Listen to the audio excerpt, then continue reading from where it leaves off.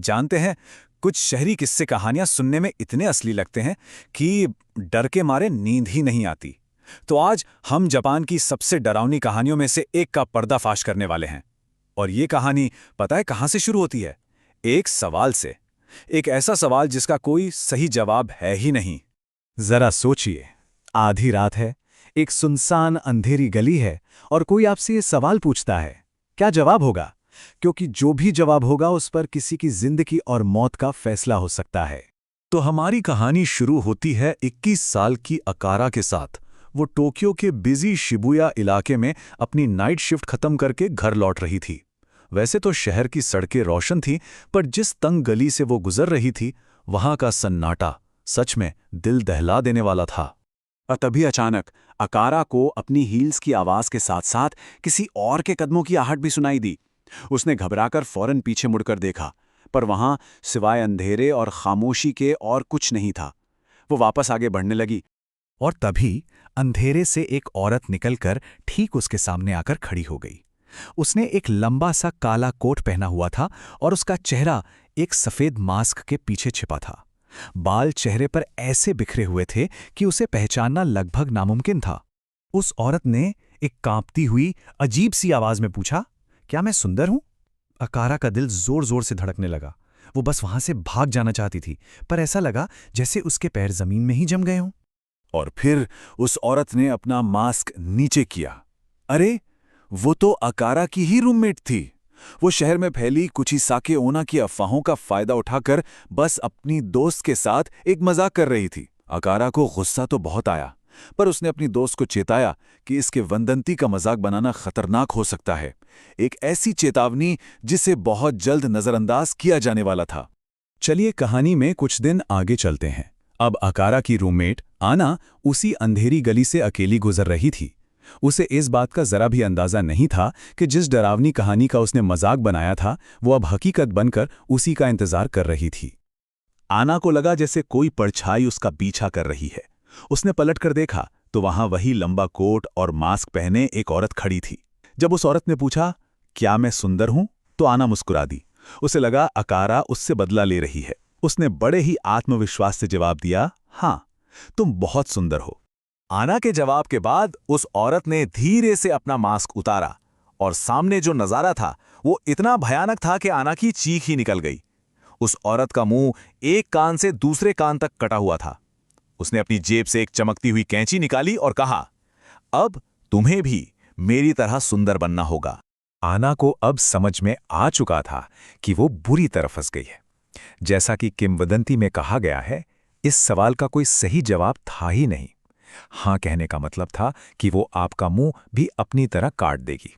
चुप रहने या भागने की कोशिश करने पर वो आपको वहीं उसी जगह मार डालती।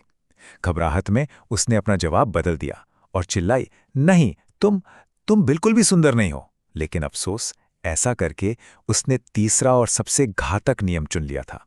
उस औरत ने कैंची से उस पर हमला कर दिया। इस घटना के बाद तो जैसे पूरे टोक्यो में दहशत फैल गई।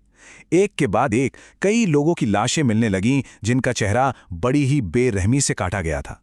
पुलिस के पास कोई सुराग नहीं था। लोगों को अब यकीन हो चला था कि यह किसी इंसान का काम हो ही नहीं सकता। यह जरूर किसी आत्मा का साया है। और वो आत्मा थी कुचिसाके ओना की, यानी कटे मुंह वाली औरत। जापानी लोक कथाओं में उसे ओन्योरो कहते हैं, मतलब एक ऐसी अतृप्त आत्मा जो किसी गहरे सदमे या जुल्म के बाद बदला लेने के लिए लौटती है। पर वो हमेशा से ऐसी नहीं थी। उसकी भी अपनी एक कहानी थी। अपनी जिंदगी में वो एक बेहद हसीन औरत थी जो अपनी खूबसूरती के लिए दूर दूर तक जानी जाती थी। लेकिन उसका पति, एक बेहद ईर्ष्यालु समुराई, उसकी इस खूबसूरती को लेकर हमेशा असुरक्षित महसूस करता था। जब वो जंग से वापस लौटा और उसे किसी दूसरे आदमी के साथ देखा तो गुस्से और नफरत में अंधा हो गया। उसने कैंची से उसका चेहरा काट डाला और पूछा, अब तुम्हें कौन सुंदर कहेगा? कुचिसाके ओना की मौत तो हो गई, पर उसकी आत्मा हमेशा के लिए भटकने को मजबूर हो गई। जब शहर में मौतों का यह सिलसिला रुकने का नाम ही नहीं ले रहा था, तब होशुमा नाम के एक पुजारी ने फैसला किया कि वो खुद इस आत्मा का सामना करेंगे और इस शहर को उसके कहर से आजाद कराएंगे। होशुमा आधी रात को टोक्यो की उन्हीं बदनाम गलियों में निकल पड़े। ज्यादा देर नहीं लगी और कुचिसाकी ओना उनके सामने आ गई। उसने अपना वही सवाल पूछा, लेकिन होशुमा ने जवाब देने की बजाय मुट्ठी में बंद नमक और तावीज उसकी तरफ फेंक दिया। आत्मा एक भयानक चीख के साथ धुंध में गायब हो गई। कुछ दिनों तक शहर में पूरी तरह शांति रही। होशुमा को लगा कि शायद उन्होंने उस आत्मा को मुक्ति दिला दी है, लेकिन ये तो तूफान से पहले की खामोशी थी। एक रात होशुमा के सपने में कुचिसा के ओना आई और उसने कहा, मैं लौट आई हूं और अब मौत का ऐसा तांडव होगा कि सब देखते रह जाएंगे। और हुआ भी बिल्कुल वैसा ही। हत्याएं फिर से शुरू हो गईं, लेकिन इस बार तरीके और भी ज्यादा भयानक थे। लोगों की लाशें बंद कमरों के अंदर मिल रही थी। आत्मा अब मोबाइल स्क्रीन, कंप्यूटर मॉनिटर, यहां तक कि बाथरूम के शीशों से भी हमला कर रही थी। वो अब पहले से कहीं ज्यादा ताकतवर हो चुकी थी। होशुमा समझ गए थे कि उनसे बहुत बड़ी गलती हुई है। उन्होंने उसकी ताकत से लड़ाई की थी, उसके दर्द से नहीं। उसे हमेशा के लिए रोकने का सिर्फ एक ही तरीका था, एक बार फिर उसका सामना करना, लेकिन इस बार तरीका बिल्कुल अलग होने वाला था। होशुमा देर रात उसी गली में वापस गए और उन्होंने कुचिसा के ओना को पुकारा। चारों तरफ की हवा बर्फीली होने लगी, सांस लेना भी मुश्किल हो गया। और तभी वो ठीक उनके सामने खड़ी थी। उसने फिर से वही सवाल पूछा, क्या मैं सुंदर हूं? पर इस बार होशुमा ने वो जवाब दिया जिसकी उसे शायद सदियों से तलाश थी।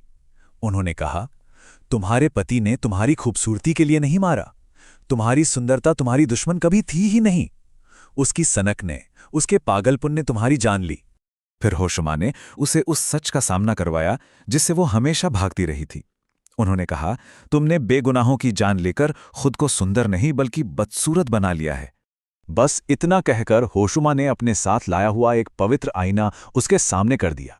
आईने में पहली बार उसने अपना असली चेहरा देखा, कटा हुआ, खून से सना एक राक्षसी का चेहरा जो उसने खुद अपने हाथों से बनाया था। अपने ही बनाए हुए इस बदसूरत रूप का सच वो बर्दाश्त नहीं कर सकी। एक दिल दहला देने वाली चीख के साथ उसका शरीर धुएं में तब्दील हो गया और वो हमेशा हमेशा के लिए गायब हो गई। कुचिसा के ओना की ये कहानी हमें एक बहुत जरूरी सवाल पर सोचने को मजबूर करती है।